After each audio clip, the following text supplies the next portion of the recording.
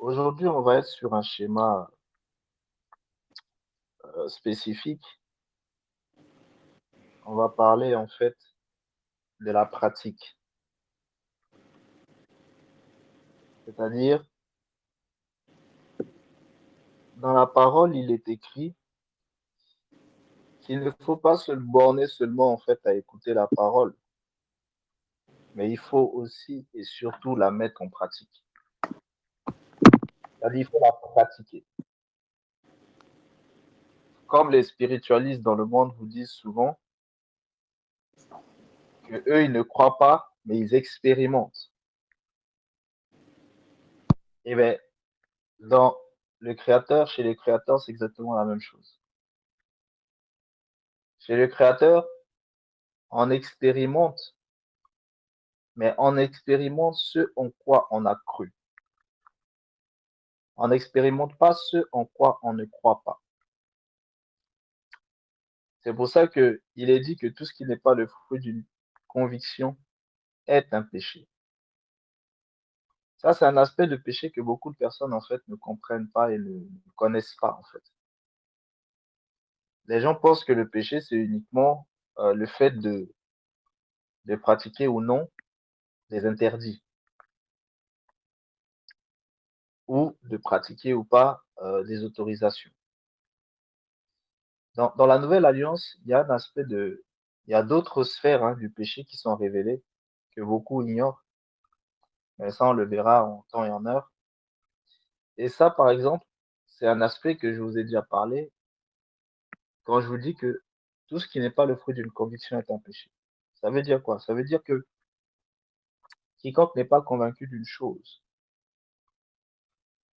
et qui le pratique, il pêche. C'est ça ce que ça veut dire, tout simplement, pour que ce soit simple.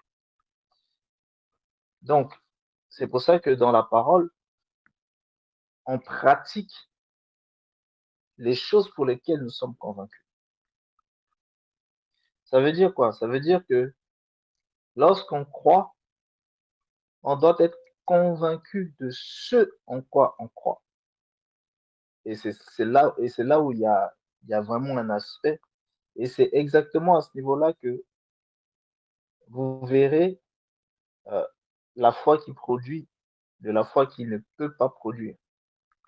Non, ça ne veut pas dire que la foi n'est pas présente. Ça ne veut pas dire que le premier aspect de la foi n'est pas présent, c'est-à-dire cet aspect de croire, c'est-à-dire d'avoir confiance en. Mais le souci, c'est que elle est environnée d'énormément d'incertitudes. Et toutes ces incertitudes, en fait, constituent justement, en fait, un manque de conviction. Et vu qu'il y a manque de conviction, donc, il y a automatiquement péché. Mais péché contre quoi? Péché contre cette parole en question. Ça veut dire quoi? Ça veut dire que la parole euh, du Créateur est extrêmement jalouse. C'est un être très jaloux. C'est-à-dire, c'est un être qui veut que lorsqu'on lui fait confiance, on doit lui faire. Et c'est ça qui fait que c'est difficile pour les gens de vivre, en fait, avec la parole du Créateur, tout simplement parce que elle leur demande, en fait, quelque chose qui pour elles est tout à fait normal, mais pour eux, c'est extrêmement, en fait, incompréhensible, parce qu'ils ne comprennent pas concrètement ce que ça signifie.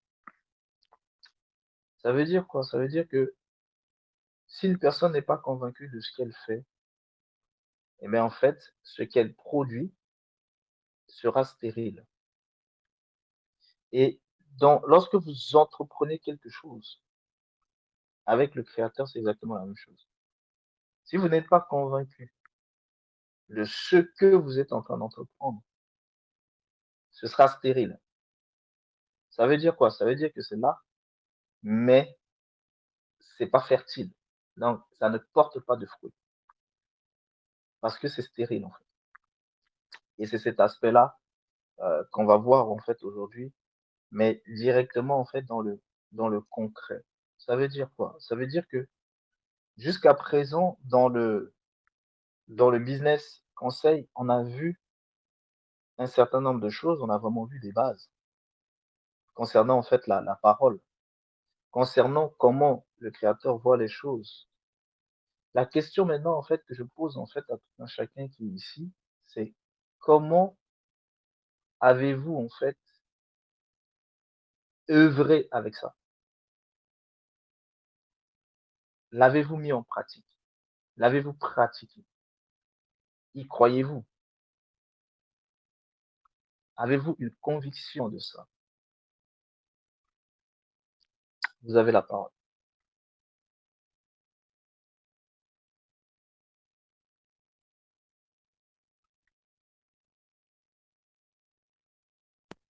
Tu peux reprendre la question, je te prie. Le questionnement, c'est comment avez-vous mis en pratique tout ce que vous avez vu jusqu'à présent dans le groupe Business Conseil?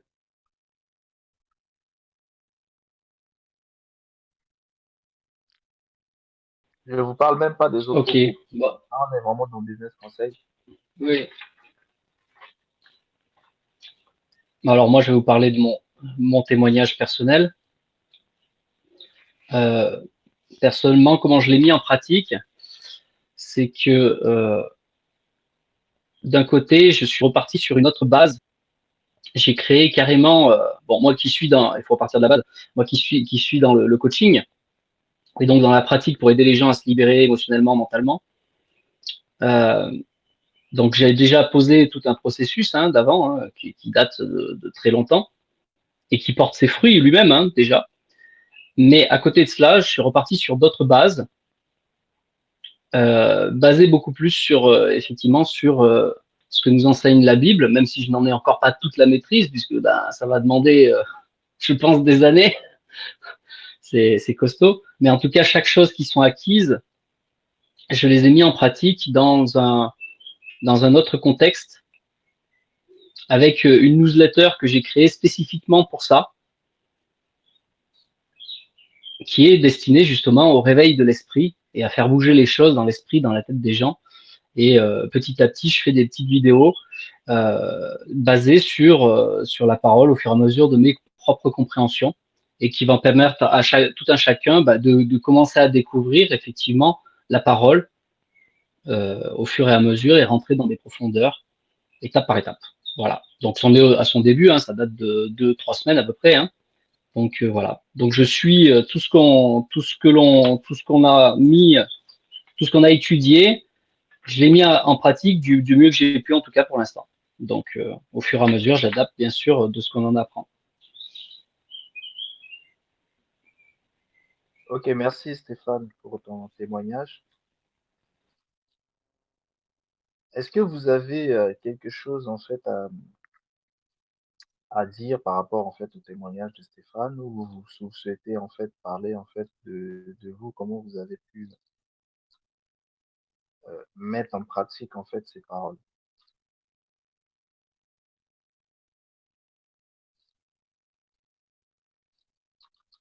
Réveil, excuse-moi. Je n'ai pas entendu la partie où tu expliquais les paroles pour pouvoir rebondir sur la mise en pratique. Est-ce que tu peux, parce que ma connexion a besoin un moment.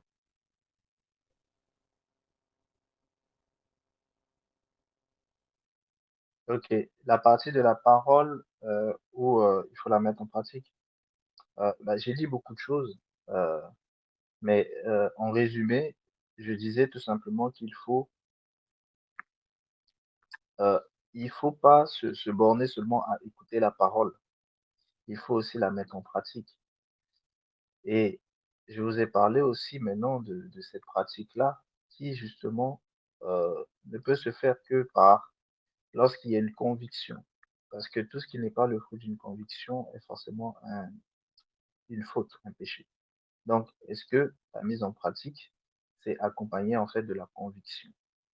Est-ce que lorsque vous avez mis en pratique, est-ce que vous avez réellement cru en ce que vous avez mis en pratique? Est-ce que vous avez réellement cru en cette parole qui vous a été donnée? Et je vous ai expliqué comment justement, en fait, comment il peut y avoir des problèmes dans justement cet aspect de conviction, c'est lorsque parfois on peut très bien en fait penser que justement en fait on a cru en fait en la parole, mais il va y avoir en fait certains doutes qui vont justement s'inséminer en fait à l'intérieur en fait de notre compréhension. Et à ce moment-là, on va faire la chose. On y croit, mais ce sera vraiment à un niveau en fait extrêmement bas et ça ne pourra pas produire parce que c'est tout simplement en fait pas fertile. Voilà un petit peu en résumé ce que j'expliquais en fait tout à l'heure. Ok, merci beaucoup. Euh, je ne sais pas si je, bon, je Est-ce vais que tu essayer peux de parler un parler peu plus fort? On a du mal à t'entendre en fait, Eben. oui, alors si quelqu'un peut parler d'abord, parce que je suis dans un endroit où quelqu'un parle et puis je vais prendre la parole après. Ok.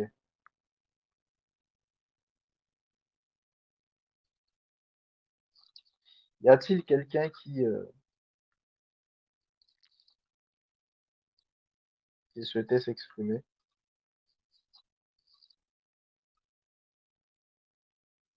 Ok.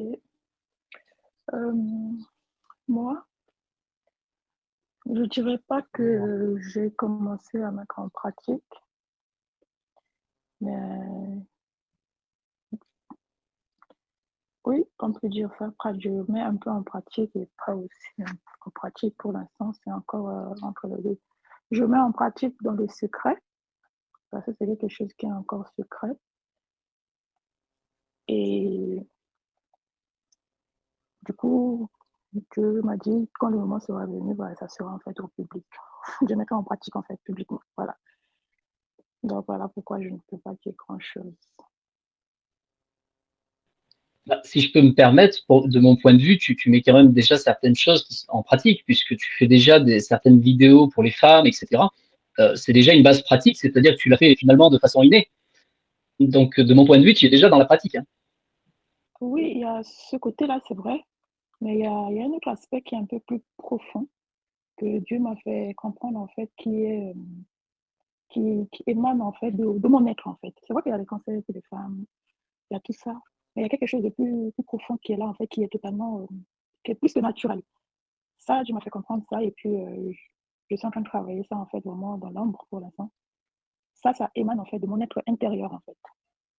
Et c'est ça, là, qui est vraiment, je pense que même la base de ce que je dois faire, pas ce que je dois faire selon le terme, mais vraiment le début, on va dire ça comme ça, le début de ce que je peux commencer à faire. Et ça, c'est vraiment avec la conviction, et je le sais, parce que ça sort de l'intérieur, en fait, vraiment de plus profond. Mais pour l'instant, ce n'est pas encore, c'est en pratique, mais dans l'ombre, en fait. Donc voilà. Ok, merci. Ben, en tout cas, au plaisir de voir l'œuvre apparaître. Tu nous as intrigués du coup. Quand le moment sera venu, dès que ce sera le bon moment, Dieu dira, c'est bon, c'est le moment.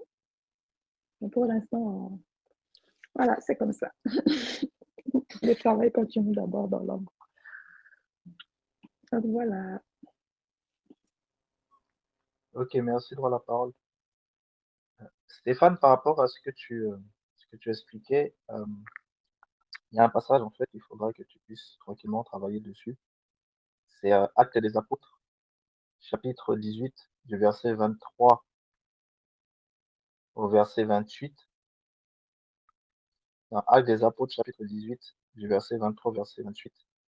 Et Actes des Apôtres, chapitre 9, du verset 1er au verset 6. Enfin, au verset 7, précisément. Du verset 1er au verset 7. Donc, ce sont des passages qui se suivent, en fait, mais comme c'est dans deux chapitres différents. Donc, c'est Actes des Apôtres, chapitre 6, du verset 23, enfin, chapitre 18. Actes des Apôtres, chapitre 18, du verset 23 au verset 28. Et Actes des Apôtres, chapitre 19, du verset 1 au verset 7. Très bien, merci. Bah, ça tombe bien puisque j'ai attaqué les actes là il y a 2-3 jours. Et là j'en étais sur Étienne.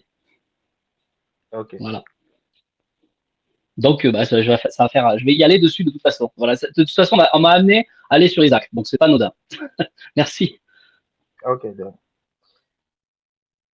Alors, du coup, dans droit à la parole, tu disais en fait que tu as commencé en fait à mettre cela en fait en pratique dans des choses que tu n'as pas encore entamées véritablement, mais que tu es en train de le peaufiner d'abord en privé. C'est-à-dire, tu ne l'as pas mis sur la place publique encore. Non, non, pour l'instant, pas encore. C'est encore en moi. Je le mets en Ok, pratique en moi-même. ok. Maintenant, business, le business conseil, ce sont des paroles en fait spécifiques qui concernent en fait le fait d'entreprendre quelque chose. Il faut que tout le monde arrive à comprendre que tout ce que vous faites, c'est une entreprise. Ça veut dire quoi? Ça veut dire que le fait d'entreprendre, c'est d'abord et avant tout le fait de créer quelque chose. Si jamais vous voulez vous marier avec quelqu'un, c'est entreprendre quelque chose. Si jamais vous voulez en fait emménager avec quelqu'un, c'est entreprendre quelque chose. Si vous voulez créer en fait une association, c'est entreprendre quelque chose. Si vous voulez créer en fait un business marchand, c'est entreprendre quelque chose. Ne, ne contenez pas euh, entreprendre dans uniquement l'entrepreneuriat lucratif, tel que créer une entreprise, vendre des produits, des services, etc. Ne comprenez pas l'entrepreneuriat uniquement dans ce sens-là. L'entrepreneuriat, c'est le fait de créer, surtout quand c'est dans la dimension en fait du créateur, c'est le fait de créer quelque chose. Parce que, en vérité, tout ce que vous créez, vous recevez forcément les fruits de ça.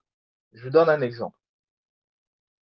Entreprendre, justement, de s'unir homme-femme, mais en vérité, vous créez quelque chose. C'est d'ailleurs pour ça que il peut y avoir des enfants, il peut y avoir des maladies, il peut y avoir beaucoup de choses, justement, qui vont être des fruits de ça. Et pourquoi? Ben parce que vous avez créé quelque chose. La relation intime, vous créez quelque chose. Donc, quand je vous pose la question sur euh, le business conseil et que je vous dis ce que vous avez vu par rapport en fait à l'entrepreneuriat ici, les paroles, comment avez-vous pu en fait vivre ça en fait en pratique? Il ne s'agit pas que du business lucratif. Donc, il faut bien comprendre le cadre. Il s'agit de l'entrepreneuriat en fait en général. Ça veut dire quoi? Le questionnement, c'est parce que ici nous voyons des choses spécifiques. On a vu ce que c'est que entreprendre. Entreprendre signifie, mais le fait d'être un entrepreneur créateur ou alors un entrepreneur en fait accompagnateur ou bien un travailleur. Dans l'esprit d'entreprendre, on a vu la vision, le processus d'accomplissement de la vision. Cette vision vient d'où? Le processus d'accomplissement, comment il se fait? Parce qu'il est lié aussi à la vision. Et on a vu en fait les sphères en fait d'expertise, d'expert. On a vu comment faire, que signifie travailler, c'est-à-dire l'action de la parole, etc. Donc, toutes ces choses-là, en fait, on les a vues en fait dans ce groupe. Et la question principale, c'est comment toutes ces choses qui ont été vues dans le groupe, quelle est la relation? Voilà, c'est ça la question vraiment précise. Je vais essayer de préciser un petit peu la question. Quelle est la relation que vous vivez avec tout ce qui a été en fait apporté en fait ici dans le groupe. Et là, vous comprenez bien que c'est pas uniquement en fait un aspect business. Parce que ce que beaucoup de personnes ne comprennent pas, c'est que quand vous voulez faire du business lucratif,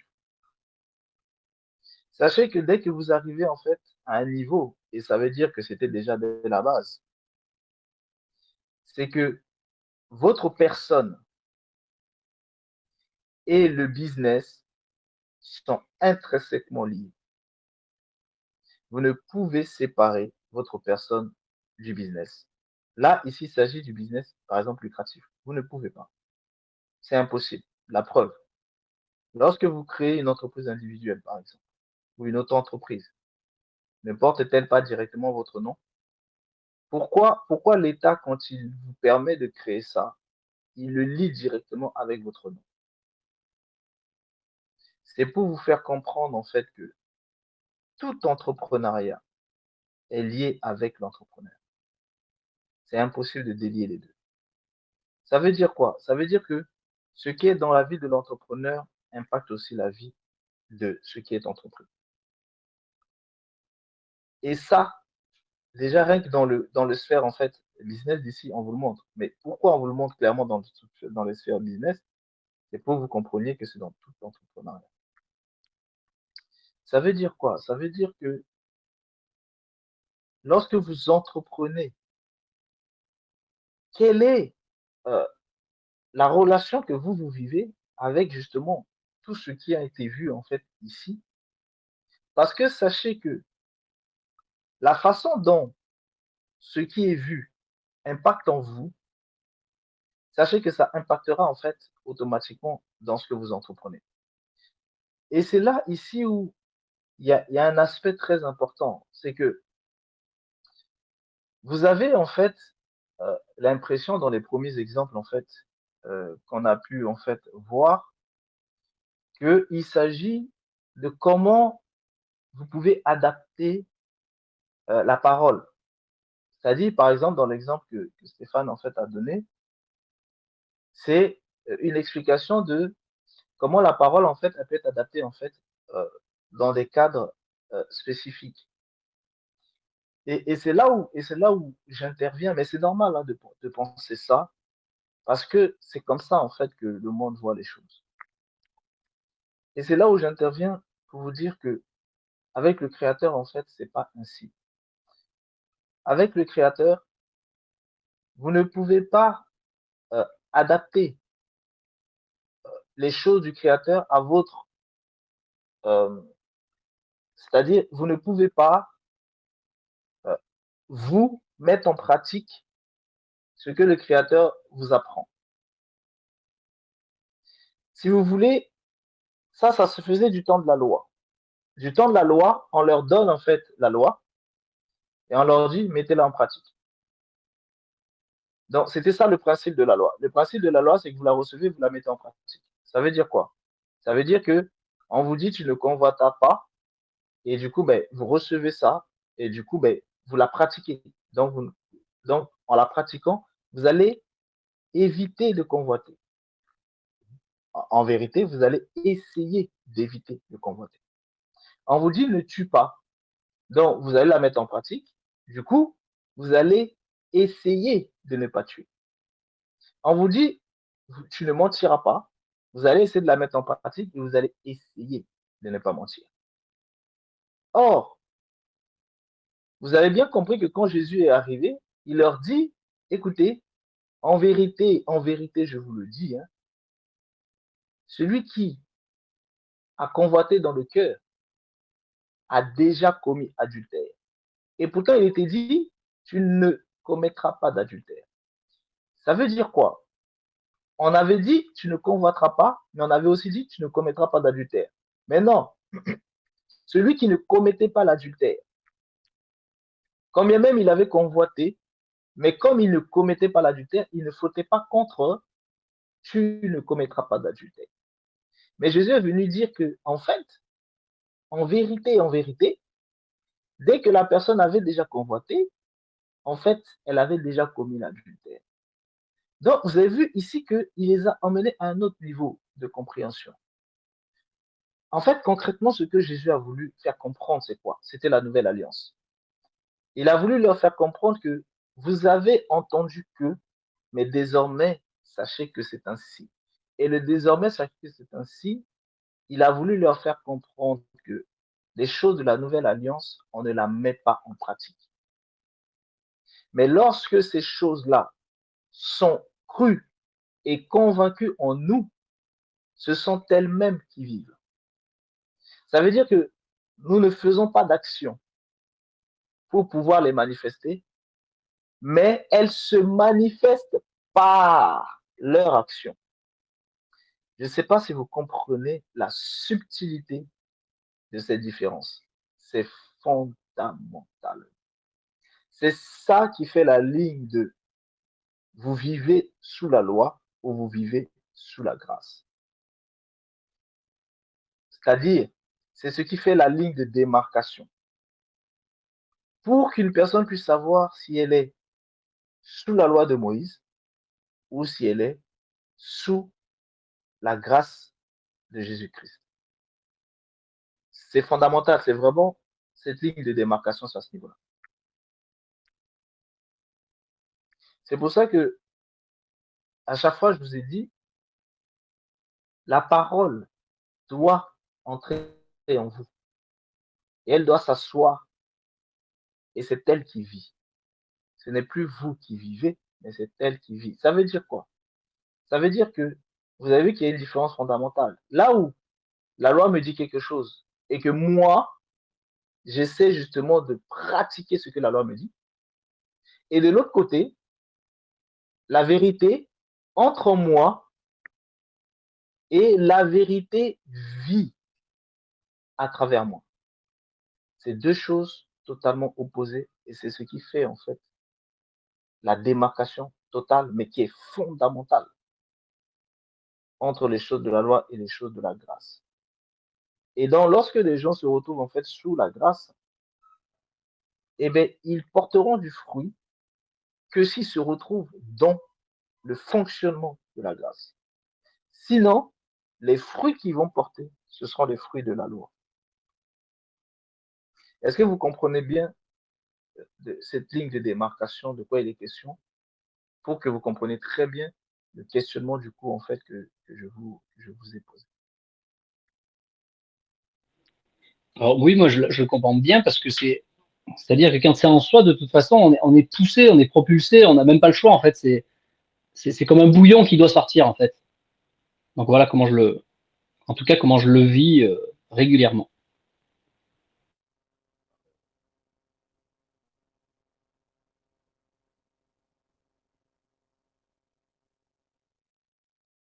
Oui, je crois que je comprends. Hein, je voudrais savoir, tout à l'heure, tu as expliqué que la question ne se pose pas, enfin, oui, ça se pose de manière générale, si j'ai bien compris. Essaie Que ce de soit dans mettre les un peu plus le micro du coup à côté de ta bouche s'il te plaît Ben. Parce là qu'on a c'est un peu du mieux. mal à... Là, vous m'entendez mieux? Là ça va un peu mieux. Ok. Donc, je disais que la question se pose vraiment de manière générale, puisque de toute façon, l'entrepreneuriat, c'est tout aussi au sein du foyer, si j'ai bien compris. Donc, ça ne se limite pas à l'aspect du pratique. C'est ça, non? Oui, Ok. Donc, du coup,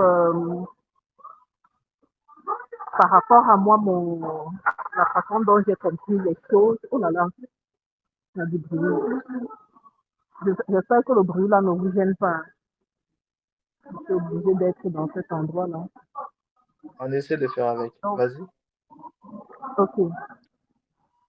Donc, en ce qui me concerne, euh, je ne sais pas si je peux dire que c'est par rapport à, à ce qu'on a vu ici, particulièrement dans le groupe Business Conseil, mais de manière générale, par rapport aux enseignements généraux, que moi, l'action, euh, ce qui se passe, c'est vraiment exactement ce que tu as expliqué, c'est-à-dire que par le passé, c'est vraiment principalement au niveau de moi, mon foyer. Par exemple, avec mon mari. Mon mari, c'est quelqu'un qui était de base très colérique, vraiment, vraiment colérique. Et ça se transmettait automatiquement sur moi.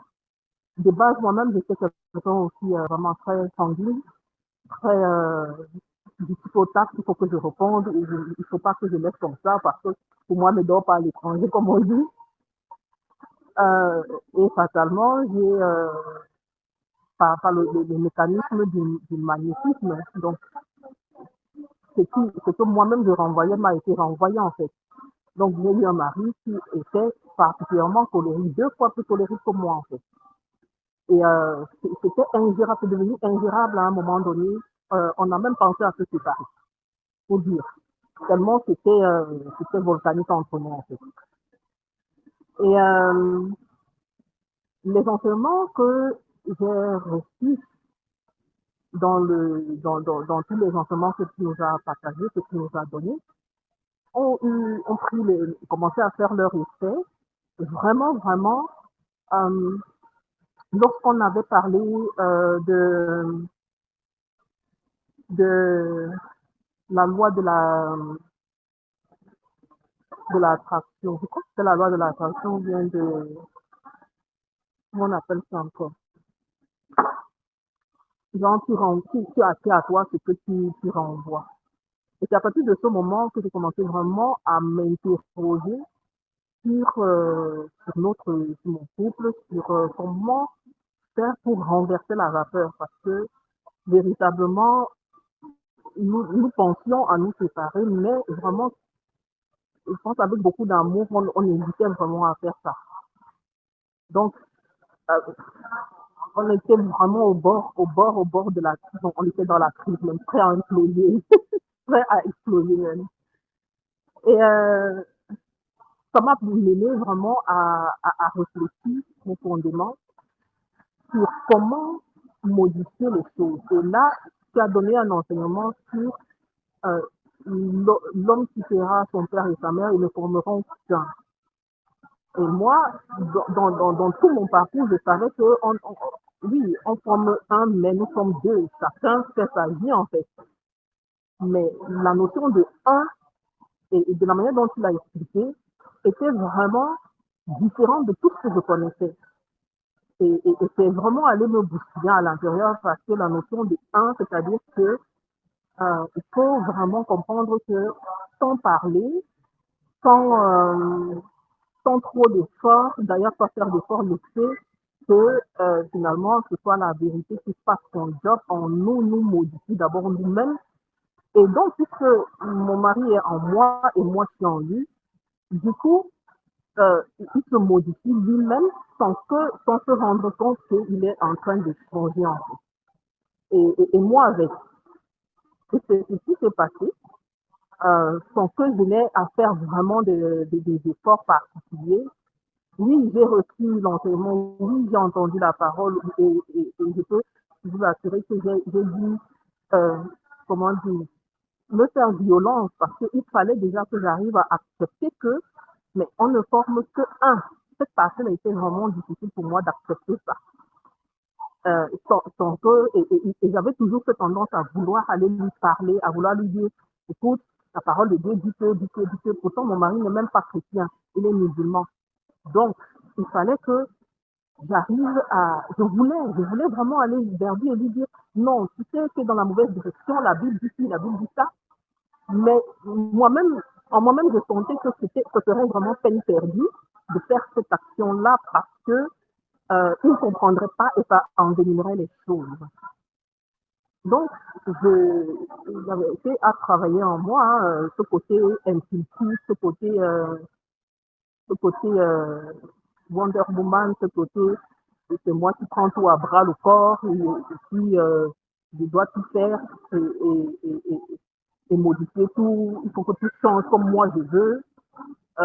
Non, c'est oui. Et du coup, l'enseignement sur l'ego aussi m'a beaucoup aidé à comprendre que c'est le principal problème entre souvent même c'est ça, l'ego. Et donc, tout ça, ça s'est modifié en moi d'abord. Et par la suite, j'ai reçu aussi le texte de 1 Pierre, hein, 3, ou le verset 13, où il est question que si, par exemple, on a un conjoint qui n'est pas, qui ne partage pas nos conditions, la meilleure façon, c'est de changer son comportement. Et là, ça a été vraiment, mais vraiment le truc qui a euh, modifié toutes les choses dans mon foyer. Toutes les choses. Au point où euh, mon mari, un matin, il s'est levé et il est venu me dire vraiment qu'il est content de moi. Il est fier de ce que je suis. Et puis moi-même, j'ai vu que lui-même, il a changé de tout son tout.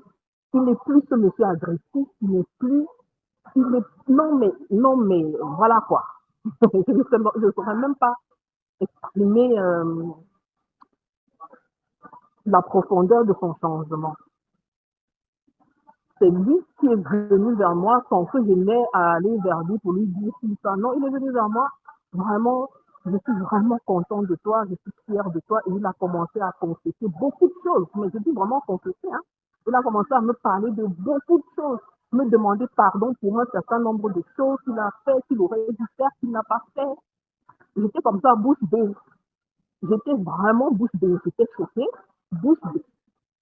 Et là, j'ai réalisé que effectivement, euh, ce n'est même pas de moi que tout ça vient, c'est vraiment tout ce l'Éternel qui a travaillé en fait. Et je ne peux que lui rendre gloire tous les jours et le travail continue en tout cas. Voilà un peu, voilà.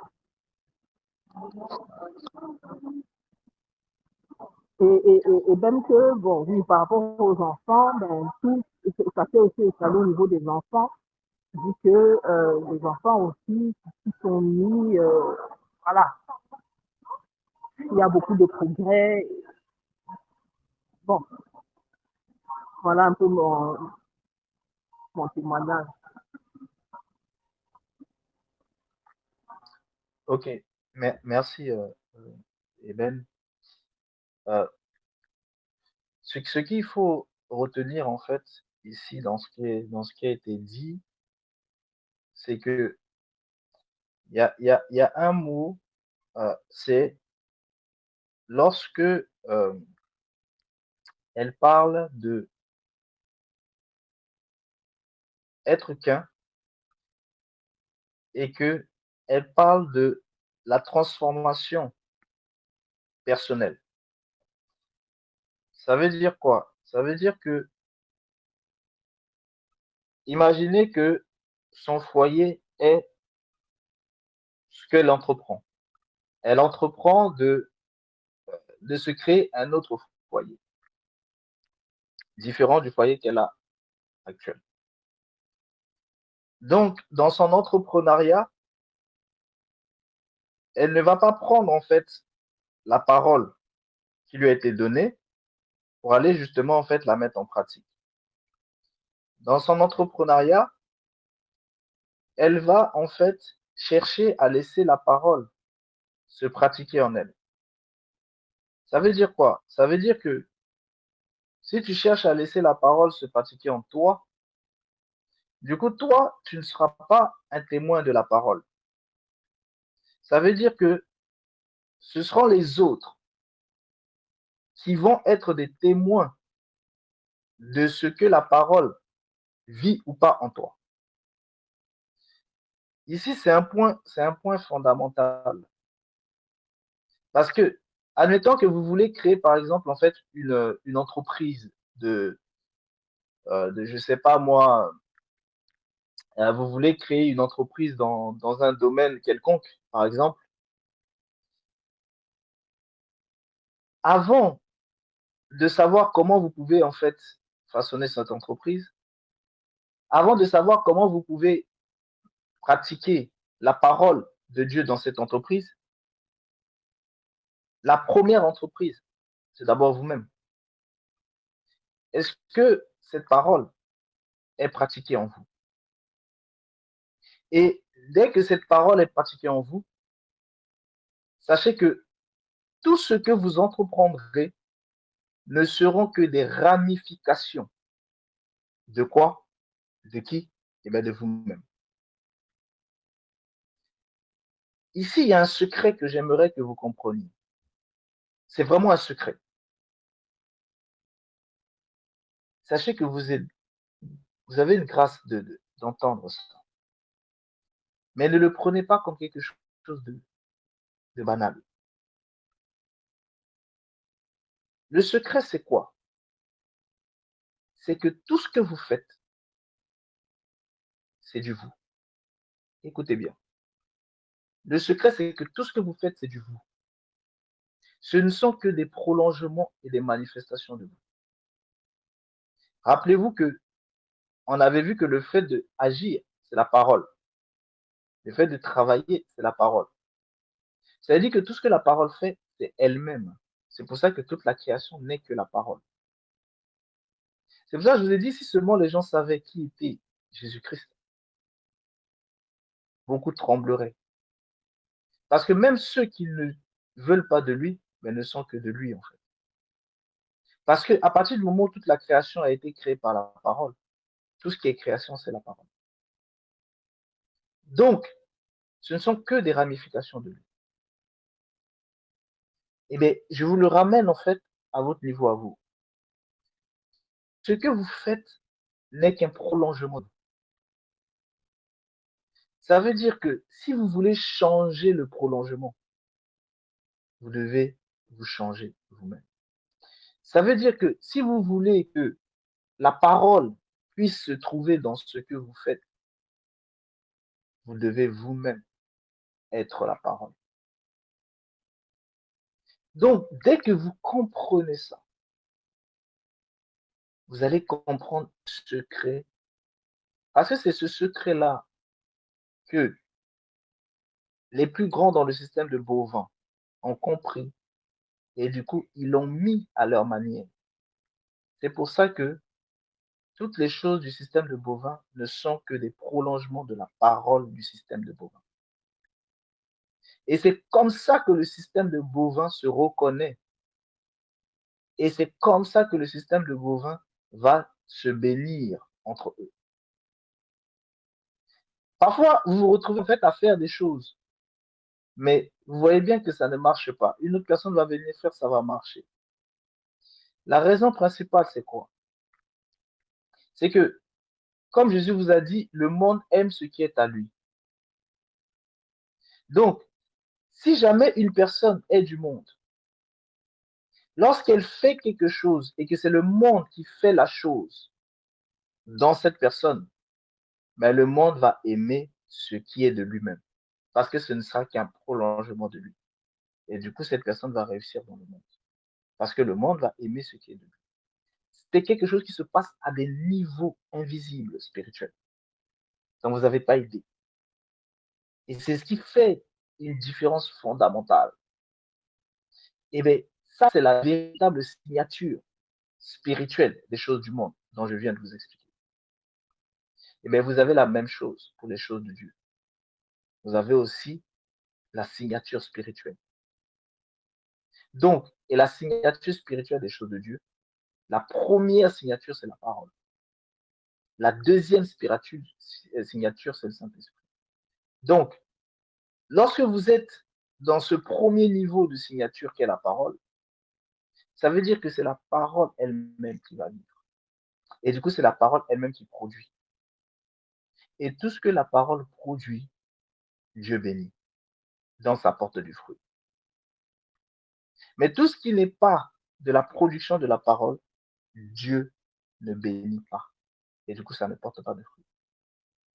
Or, vous savez que si ce n'est pas de la prolongement, si ce n'est pas du prolongement fait de la parole, et que Dieu ne bénit pas, bon, si la chose prospère tout de même, c'est que c'est le monde qui bénit ça. Est-ce que vous comprenez bien? Donc, ça veut dire que lorsque vous voulez, en fait, être avec le Créateur, vous devez absolument comprendre ces faits-là. Et aussi, vous devez analyser et comprendre d'où vient la bénédiction dans ce que vous faites. Est-ce que ça vient du monde ou ça vient du Créateur? C'est important que vous arriviez en fait à le comprendre, à le concevoir, à l'analyser. Et là, maintenant, vous allez voir comment vous pouvez continuer en fait à vivre ou alors comment vous devez changer. Si l'objectif, c'est d'être dans le monde, de faire les choses du monde, et bien, si vous le faites avec le monde, ben, vous allez dire, ah, là, j'ai la signature du monde et c'est comme c'est ce que je veux, voilà. Si l'objectif, c'est d'être avec le Créateur, ben là, vous le faites, en fait, si vous faites avec le monde, ah, vous vous rendez compte que finalement, c'est pas la signature du Créateur, donc, vous devez, en fait, rechercher la signature du Créateur. Or, cette signature du Créateur, c'est quoi? C'est la parole. Or, cette parole, elle doit se manifester comment? Eh bien, directement, en fait, en vous, et c'est ce prolongement. Parce que ce sera forcément un prolongement de la parole. Ça veut dire quoi? Ça veut dire que lorsque la parole est en vous et que c'est la parole qui vit en vous, lorsqu'elle va faire ses actions, ce ne sera que elle-même qui va agir. Et ça veut dire aussi quoi? Ça veut dire que la parole ira vers ceux qui sont capables de recevoir la parole.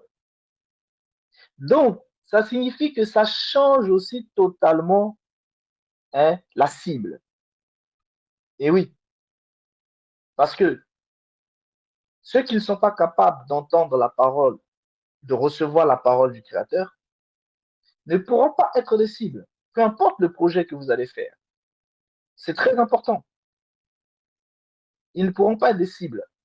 Ça veut dire quoi? Imaginez-vous que vous voulez en fait vendre des chaussures. Vous voulez vendre des chaussures, d'accord?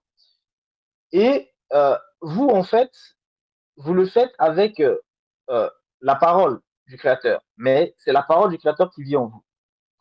Mais par contre, vous êtes en train de vous tourner vers une cible qui est, par exemple, des gens qui disent qu'ils aiment la parole, mais ils ne sont pas réellement de la parole. Donc, du coup, en vérité, ils ne seront pas capables d'entendre, de recevoir la signature spirituelle de la parole du Créateur.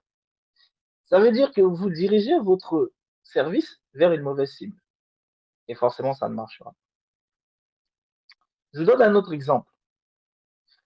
Vous voulez vous marier et vous cherchez, c'est-à-dire, je vous prends des exemples dans différents aspects.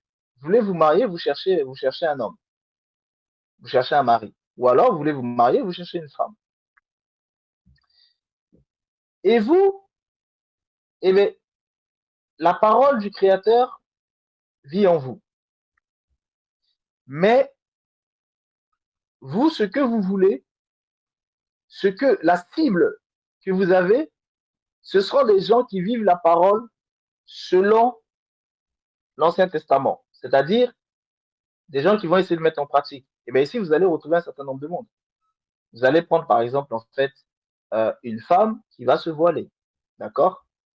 Qui aura une apparence, justement, de pratiquer, d'éviter les interdits. Vous pouvez avoir, en fait, quelqu'un qui va, justement, en fait, essayer de ne pas pécher. Et ainsi de suite. Mais cette personne n'est que dans la mise en pratique de cette parole. Mais cette parole-là n'est pas réellement en elle. Donc, ça veut dire que votre cible est tournée vers une mauvaise personne. Donc, si jamais vous vous tournez vers cette personne-là, vous allez échouer. Et demain, vous allez dire, oui, mais Seigneur, c'est à toi que j'ai demandé. Moi, j'ai essayé de te suivre. Et j'ai vu que cette personne, bah, elle pratiquait justement, en fait, elle évitait de faire le mal. Et donc, du coup, ben, forcément, je me suis mis avec elle parce que je vois qu'elle écoute ce que tu dis. Le Seigneur va dire non. Tu as compris les choses comme toi, tu as compris. Cette personne, en fait, elle mettait des choses en pratique, mais ces choses-là ne vivent pas en elle. C'est elle qui veut faire les choses et non la chose qui fait en elle. Ça veut dire que ta cible n'était pas cette personne-là. Ta cible, c'était une autre personne. Mais comme l'autre personne, elle vivait justement la parole en elle, mais on ne le voyait pas forcément dans un aspect de. C'est comme, vous voyez Jésus. Jésus, quand il arrivait, ben, il mangeait avec les publicains, les gens de mauvaise vie. Il y avait même des prostituées qui venaient et qui lui mettaient des parfums et tout ça, etc., etc. Donc, Les autres qui, eux, étaient religieux, ils ont dit, mais lui là, si réellement il était de Dieu, pourquoi il traîne avec ces gens-là? Pourtant, c'est dit qu'il ne faut pas traîner avec. Pourtant, Jésus leur dit, ce sont les malades qui ont besoin de médecin. Vous voyez? C'est comme par exemple aujourd'hui, quand vous voyez que je suis là, j'enseigne en fait des choses de l'Égypte ancienne. J'enseigne des choses des spiritualités, bovins, etc.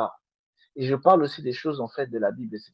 Il y a des personnes qui justement, eux, quand ils sont en fait dans leur sphère en fait de Bible, de chrétiens, etc., ils disent non, mais lui, c'est bizarre, on ne sait pas ce qu'il fait. Au final, s'il était réellement quelqu'un qui parlerait de la Bible, s'il était vraiment un serviteur de l'Éternel, pourquoi il enseigne des trucs d'Égyptiens? Pourquoi il parle de ces livres-là? Pourquoi il parle de ces lectures-là? Pourquoi il parle de ces choses-là?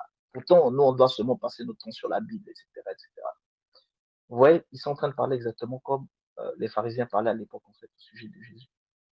Donc, c'est pour vous dire que vous avez vu une telle personne, c'est-à-dire en apparence, c'est comme si la personne ne pratique pas, euh, comme ce que ceux qui vont être plus, etc., en fait, vont le faire, mais à l'intérieur, la parole vit. Donc, c'est vraiment tout comme Jésus. En pratique, le mec, il était avec les gens qui étaient de mauvaise vie. Il mangeait avec eux, il rigolait avec eux, voilà. Et du coup, les autres, qui eux étaient des religieux, qui étaient dans leur coin, qui étaient séparés du peuple, etc., dans des sphères, voilà. D'autres qui, eux, quand ils sont des rabbins et tout ça, quand ils marchent, tout le monde doit se courber devant eux, rabbi, rabbi, rabbi, etc.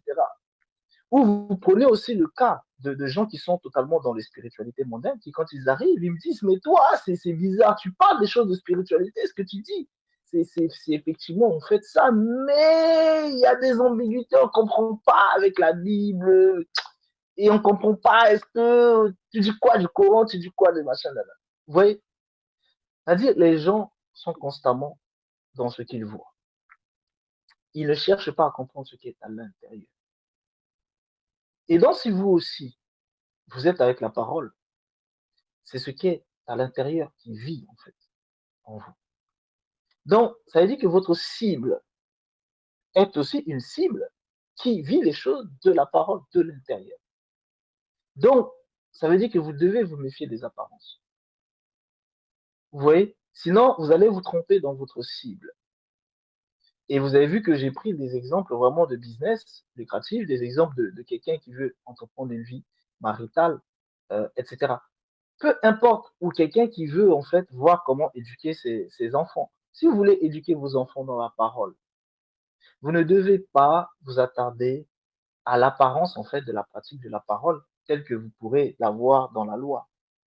Vous devez d'abord regarder comment la parole a été, s'est positionnée, s'est posée à l'intérieur de ces enfants-là et comment la parole vit elle-même d'eux. Pas comment eux vont la pratiquer, mais comment elle vit en eux. Ça veut dire quoi? Ça veut dire que vous ne devez pas vous attarder sur l'apparence que vous allez voir, mais vous devez chercher la signature spirituelle de ce qui est à l'intérieur de l'enfant. Et je vous ai donné des exemples de signature. Donc voilà des choses en fait très très très importantes. Euh, je vais m'arrêter un petit peu là. Comme ça, si jamais les uns et les autres vous souhaitez vous exprimer, on vous écoute.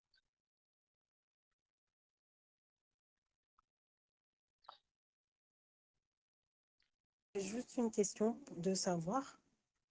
Je te remercie pour, pour ces précisions. C'était de savoir du coup, mais normalement, quand ça vit de l'intérieur, ça se, ça, ça se développe. Enfin, je veux dire, ça se dévoile de l'extérieur, forcément. La question, c'était de savoir comment. Et je crois que vu que euh,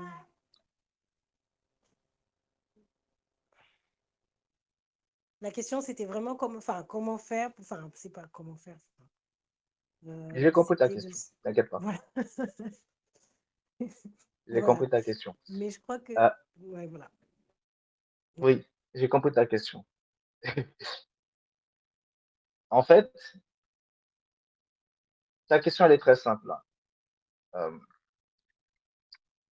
pour que tu puisses comprendre et avoir une réponse à cette question, tu dois te poser la question de comment voit-on le naturel? Comment on voit le naturel? Pourquoi dites-vous dans ce langage, dans le monde, que tu cherches le naturel, il revient au galop? Pourquoi? Pourquoi le naturel revient toujours au galop? Et on a bien dit au galop, ça veut dire que même s'il part doucement, il revient rapidement. Pourquoi?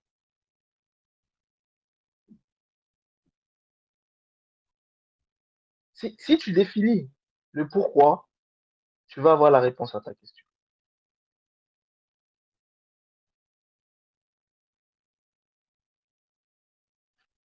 Tu es là, Christelle? Oui, oui, parce que du coup, c'est intrinsèque à la personne, du coup, ton naturel. C'est C'est pour ça que ça au-delà revient de au galop. intrinsèque à la personne, c'est la personne. Ah bon? Oui, c'est l'essence même de la C'est la personne. personne. Tu comprends?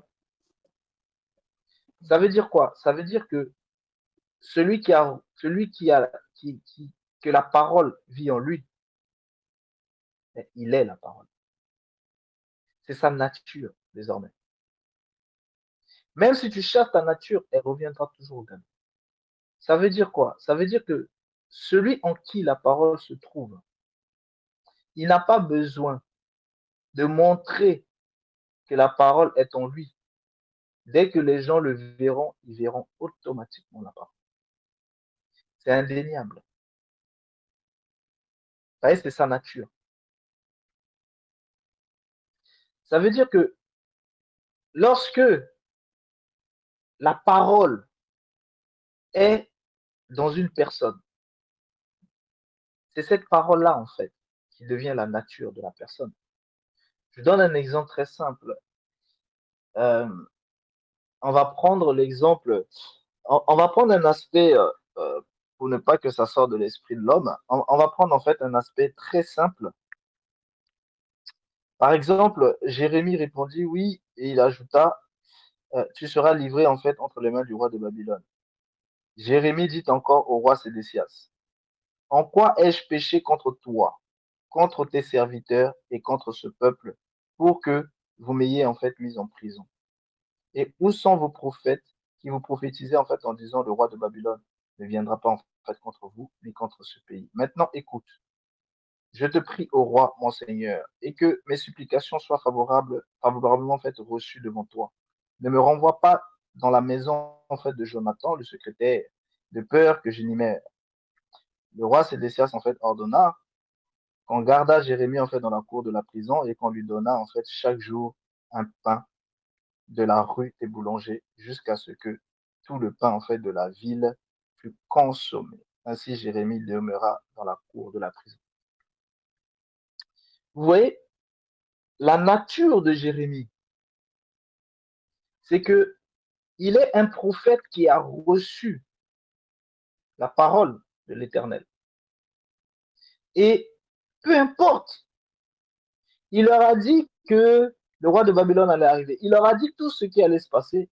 Et eux, ils ont passé leur temps à l'emprisonner, malgré qu'il les a prévenus. Mais vous voyez qu'il ne change pas. C'est-à-dire, malgré les afflictions, malgré les emprisonnements, malgré les persécutions qu'il a reçues, il ne peut pas vivre contre ce qu'il est. Or, ce qu'il est, c'est quoi?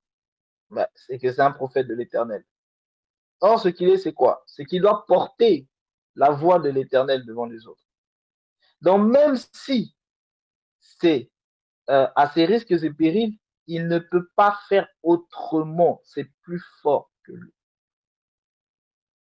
Est-ce que vous comprenez? C'est-à-dire, c'est lui-même. Il est lui-même cette parole. C'est pas pour rien qu'on vous parle vraiment des prophètes principaux. Jérémie, Isaïe, Daniel, Ézéchiel. Les 4 grands prophètes. Donc, vous voyez bien que c'est plus fort que eux. Tous ces prophètes-là que je vous ai cités, ces choses-là étaient plus fortes qu'eux. Et je vous en ai cité 4 exprès, parce qu'ils symbolisent quelque chose. C'est leur nature. Ils ne peuvent pas vivre sans ça. Même s'ils veulent se détourner, ils ne peuvent pas, ils sont obligés de revenir. Pourquoi? Parce que c'est leur nature. C'est ça ce que ça veut dire. Quand la parole, en fait, vit en toi, ce n'est plus toi qui décide d'agir, ou qui décide de pratiquer, ou qui décide de faire A, B, C, D, mais la parole le fait. Tu n'as plus besoin de témoigner aux autres que tu es un chrétien. C'est que quand on te voit, on doit voir Christ. Ça veut dire quoi? Ça veut dire qu'en vérité, toute personne qui se lève pour brancarder qu'il est chrétien, afin que tout le monde comprenne qu'il est chrétien, c'est une mauvaise chose. Normalement, les gens n'ont pas besoin que vous leur témoigniez de ce que vous êtes. Normalement, si vous êtes, votre nature sera le témoignage vers les autres. Vous comprenez? Quelqu'un qui est roi, il n'a pas besoin de témoigner qu'il est roi, mais la royauté se vit en lui. Et les autres verront qu'il est roi. Quelqu'un qui est puissant, il n'a pas besoin de dire qu'il est puissant, mais la puissance se verra en lui. Parce que la puissance vivra en lui. C'est ça ce que je suis en train de vous dire, c'est que pour que la parole puisse vivre en vous, la parole doit devenir vous. C'est pas vous qui devez devenir la parole. Non, la parole doit devenir vous. C'est-à-dire, vous n'existerez plus et la parole existera.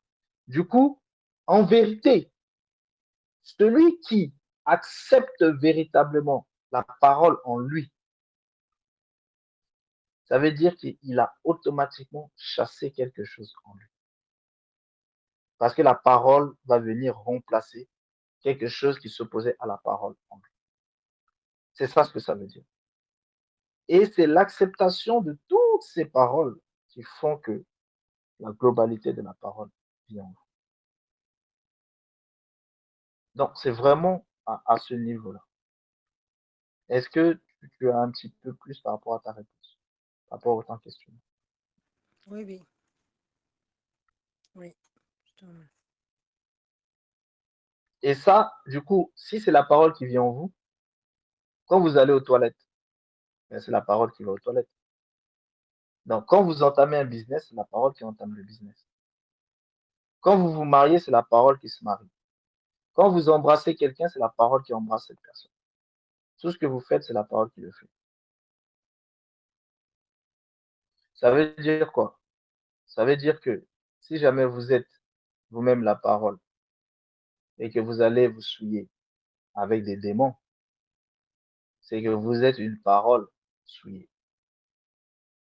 Et c'est comme ça que les uns et les autres ont basculé pour devenir des antichrists. Est-ce que vous comprenez clairement ce que ça veut dire?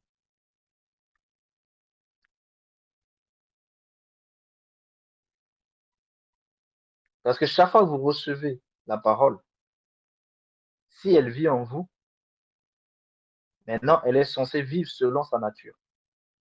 Mais si elle se retrouve à vivre selon une autre nature que sa nature, là, elle se souille. Et à force de se souiller, elle va basculer dans les ténèbres. Ouais, c'est ça ce que ça veut dire. C'est-à-dire, ça a des avantages, mais attention parce que ça peut avoir après des conséquences terribles si jamais vous faites n'importe quoi avec.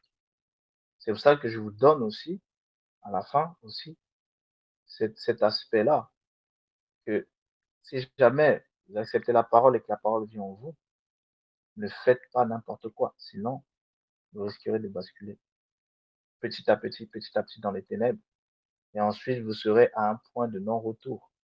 Et là, parce que vous avez déjà suivi un chemin, et vous risquez de continuer dans ce chemin. C'est là où il faut faire très, très attention. Mais vous devez comprendre que si vous voulez entreprendre avec le Créateur, et entreprendre, je vous ai dit, c'est donc tout ce que vous faites. Même si vous voulez juste avoir un ami, mais c'est une parole du Créateur qui veut avoir cet ami-là. Ça veut dire que cet ami va se retrouver en face d'une parole du Créateur. C'est ça ce que ça veut dire. Et du coup, ben, c'est la parole qui va en fait entreprendre les choses. C'est-à-dire, en vérité, c'est le travail le plus simple parce que c'est comme si quand vous laissez la place à la parole, désormais, vous êtes au chaud et c'est la parole qui fait. Mais le chaud où vous êtes, c'est à l'intérieur là-bas de vous. C'est comme si la parole vous dit, bon, installe-toi, repose-toi maintenant et laisse-moi faire. Et du coup, quand les gens vont vous voir agir, ben, ce n'est plus vous, c'est la parole qui agit. Mais eux ne le voient pas vu qu'ils voient le physique. Ils voient juste un corps agir. Et justement, quand vous allez penser ou parfois même dans vos actions, ils vont dire, ah, mais vous êtes différent. Vous n'êtes plus pareil. Tu fais plus les choses comme tu le faisais avant. Parce que il y a la parole qui agit. Mais ça, c'est quand les gens le voient vraiment. Parce que si jamais vous le vivez seulement selon la loi, c'est-à-dire que c'est vous-même qui êtes en train d'essayer d'accomplir par vous-même en fait des choses de la parole qui vous ont été dites, ces gens-là ne sont pas dupes, ils le verront à force. Tout de suite, ils vont pas faire attention parce que les apparences seront à peu près identiques. Mais au fur et à mesure, ils vont comprendre que non, non, non, vous n'avez pas réellement changé. C'est pour ça que, au bout d'un moment, vous voyez, je vous donne un exemple. Vous prenez par exemple des chrétiens. Lorsqu'ils se retrouvent dans les églises, eh ben, ils sont là, en fait, assemblés et vous avez une apparence, en fait, de communion fraternelle, etc., etc. Mais lorsque vous grattez un peu et que vous les regardez un petit peu, vous allez voir que lorsqu'il y a une personne qui reçoit, par exemple, un applaudissement ou une bonne parole sur la personne, etc., regardez une autre personne à côté et vous allez voir son visage, en fait, peut changer tout de suite et vous allez voir tout de suite, en fait, que la personne n'est pas contente de ce qui est en train d'être dit à l'autre, la personne est jalouse, la personne est envieuse, la personne a de la haine, etc., etc. Vous voyez, le naturel qui était dans cette personne s'est dévoilé, en fait, automatiquement parce qu'il est revenu, en fait, au galop. Donc, mais si vous êtes seulement dans l'apparence, bah, vous allez voir que cette personne va être là et dès qu'elle va voir que quelqu'un la voit, elle va dire Eh, bravo, hein, voilà, Amen, Amen, Amen. Mais même dans le Amen qu'elle va dire, là, vous allez sentir une voix rauque, cachée derrière, là-bas au fond. Si vous faites attention, vous le voyez. Ou alors le visage. Il y a des gens, ils disent une chose, mais leur visage montre autre chose. Donc, dans le visage, vous voyez que, ah, ils sont en train de dire bravo, mais le visage est fermé parce qu'ils n'arrivent pas à cacher. Et c'est pour vous dire à quel point la nature de ce que nous sommes est tellement puissante que même si on veut la cacher, elle trouve toujours le moyen de se dévoiler. C'est-à-dire, si on veut la cacher à travers la parole, elle va trouver le moyen de se dévoiler à travers l'expression de notre visage. Lorsqu'on veut la cacher à travers l'expression de notre visage, elle va trouver le moyen de le retrouver à travers les gestes qu'on va faire. Donc, elle est tellement forte et elle ne veut tellement pas être cachée que la nature qui est cachée va toujours en fait se révéler. Et ceux qui font attention le verront. Vous voyez? Donc voilà, ce sont des exemples ici que je vous donne pour que vous puissiez bien comprendre hein, de quoi il est question et pourquoi je tenais vraiment en fait à vous parler de ceci.